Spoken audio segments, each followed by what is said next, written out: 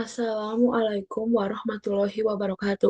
Perkenalkan, nama saya Irdati Fauzia dengan NPM 22.133 dari kelas Hukum Asuransi kelas C. Kali ini saya akan mempresentasikan hasil sinopsis jurnal nasional yang saya pilih, yaitu dengan judul Fenomena Komplain Nasabah PAIDI PT Aksa Mandiri Financial Service terhadap kinerja perusahaan studi kasus pada PT AMPS Jember Area.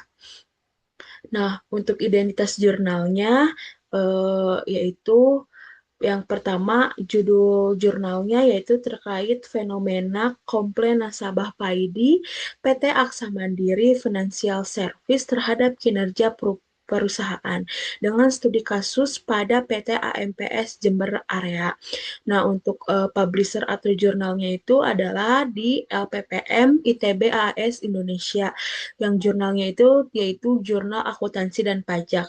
Nah, penulisnya ada tiga, yaitu ada Tria Tidarinas A, lalu Siti Wardayati, dan Iwan Sri Kutstono.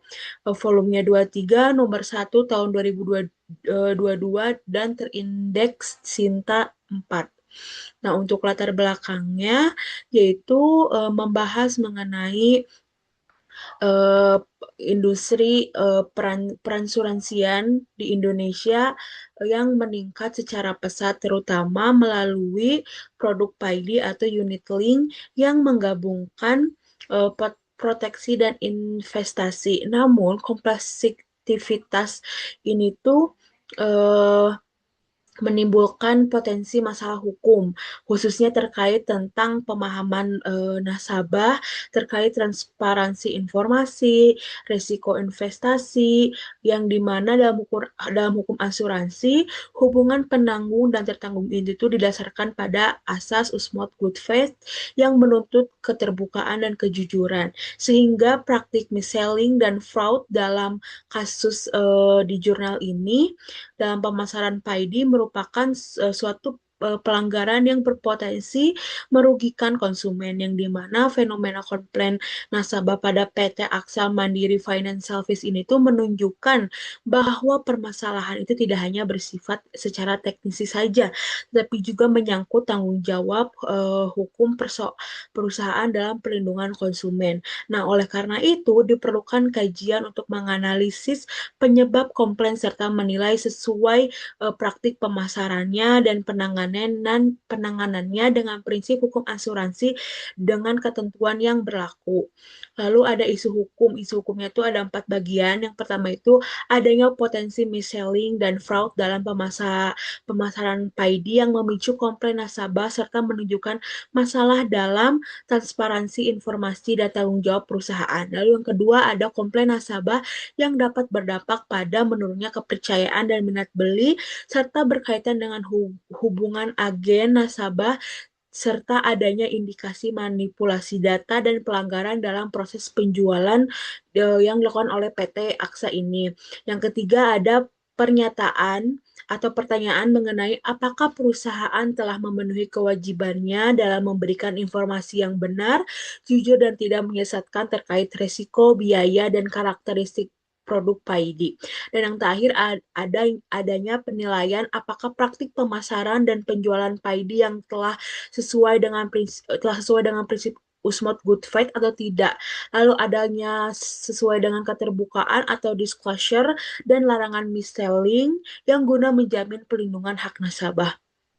Lalu ada kerangka teori. Nah, kerangka teori yang digunakan dalam jurnal ini itu ada 4, yaitu ada teori asymmetric information, lalu yang kedua ada signaling screening teori, yang ketiga ada teori agensi, dan keempat ada teori kredibilitas. Nah, untuk metode penelitiannya, yaitu pada metode penelitian jurnal ini menggunakan metode kualitatif dengan pendekatan studi kasus, yang dimana ini tuh bertujuan untuk memahami secara mendalam mengenai fenomena komplain nasabah PAIDIP di PT Aksa Mandiri Financial Service yang dimana khususnya di wilayah Jember. Nah, penelitian ini tuh berfokus pada fakta empiris seperti praktik penjualannya bagaimana, muncul komplainnya itu dari mana, lalu indikasi fraudnya itu seperti apa, serta upaya penanganan oleh perusahaan itu bagaimana, sehingga dinilai secara tepat untuk mengkaji aspek hukum dan perlindungan konsumennya itu secara konstekstual.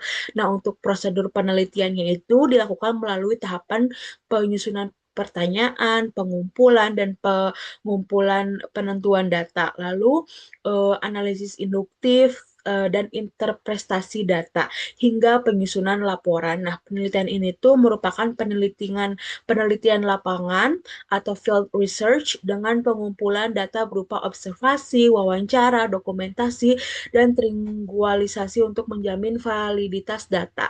Nah, temuan utama dalam jurnal ini tuh yang pertama menunjukkan bahwa komplain nasabah PAIDIP di PT Aksa Mandiri Financial Service ini tuh dipicu oleh penurunan nilai investasi yang dimana terdapat ketidaksesuaian informasi produk dengan ekspektasi nasabah, serta adanya dugaan mis-selling dan fraud. Nah, permasalahan itu tidak hanya berkaitan dengan kinerja produk saja, tetapi juga kurangnya transparansi dan penyampaian informasi yang berpotensi menyesatkan, yang dimana dampaknya itu menurunkan kepercayaan dan minat beli nasabah, serta mempengaruhi kinerja perusahaan.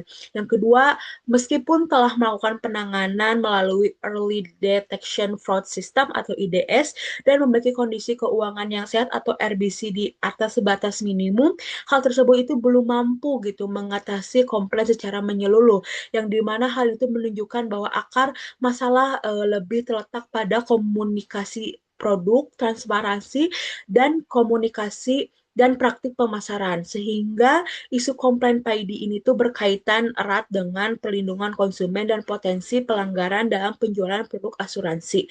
Nah, analisis kritis terhadap jurnal ini tuh yang dimana bahwa permasalahan PAID ini tuh tidak hanya berkaitan dengan penurunan nilai investasi atau tingginya komplain nasabah saja, tapi juga menyangkut terkait pelanggaran asas itikat baik, lalu kurangnya keterbukaan informasi, dan tanggung jawab hukum dalam hubungan asuransi.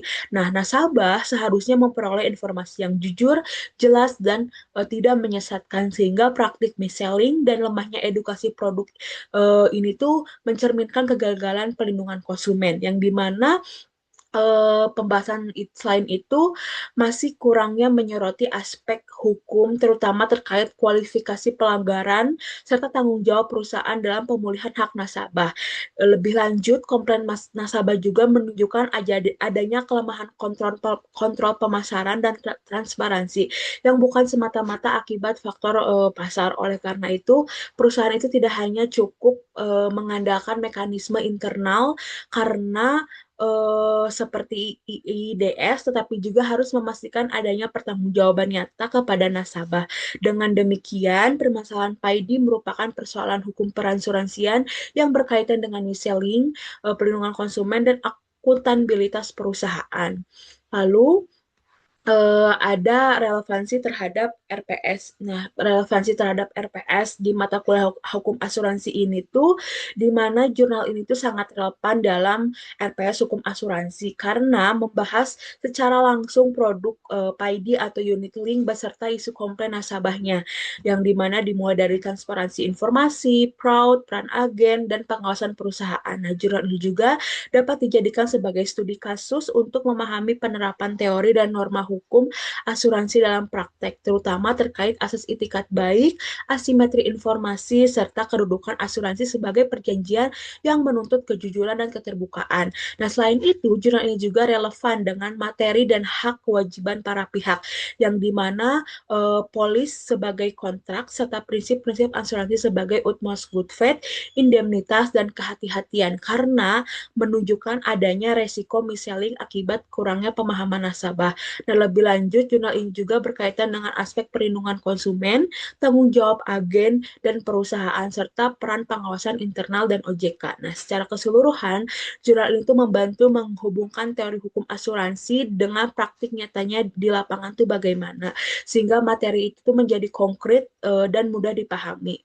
Kesimpulannya, Dalam presentasi kali ini, yaitu berdasarkan sinopsis jurnal tersebut, dapat disimpulkan bahwa komplain PAID di PT Aksa Mandiri Financial Service itu tidak hanya disebabkan oleh faktor penurunan nilai investasi saja, tetapi juga adanya dominan yang dipicu oleh ketidaksesuaian informasi yang dimana kurangnya transparansi serta adanya indikasi praktik mis-selling dan fraud dalam proses pemasaran.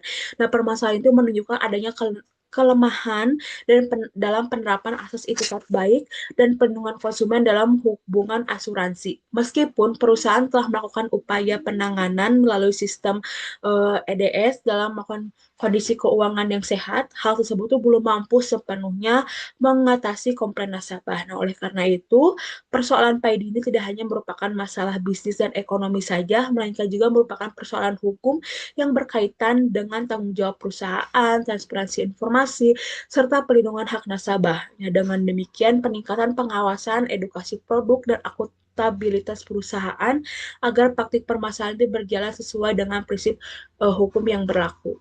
Sekian presentasi dari saya. Mohon maaf apabila ada kesalahan. Wassalamualaikum warahmatullahi wabarakatuh.